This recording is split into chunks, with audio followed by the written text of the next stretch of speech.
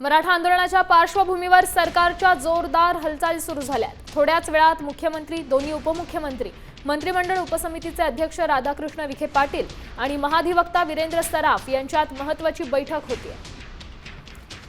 या संदर्भात अधिकची माहिती देत आहेत आपले प्रतिनिधी गणेश कवडे। गणेश, काय सांगाल, सध्या तोडगा निघणार आहे का? कारण महाधिवक्ता आणि मुख्यमंत्र्यांमध्ये बैठक होती।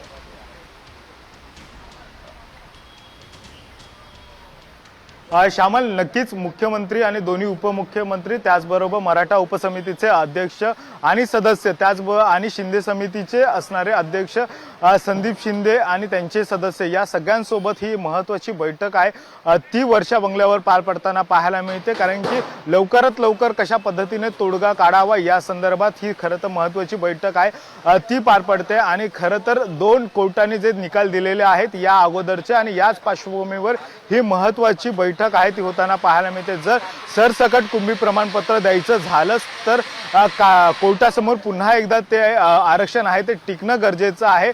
आणि यासाठीच कशा पद्धतीने जर आपल्याला जर आरक्षण द्यायचं तर कुठला मार्ग अवलंबला पाहिजे या सगळ्या पार्श्वभूमीवर ही महत्त्वाची बैठक आहे ती होताना पाहायला मिळते। आणि याच बैठकीतला जो मसुदा आहे तो तयार केला जाईल आणि त्यानंतर मनोज जरांगे पाटील यांना खरं तर हा मसुदा आहे तो दिला जाणार आहे। आणि त्यानंतर मनोज जरांगे पाटील यांचं समाधान होतंय का हे देखील पाहणं तेवढंच गरजेचं आहे। गणेश, धन्यवाद दिलेल्या या सविस्तर अपडेटसाठी।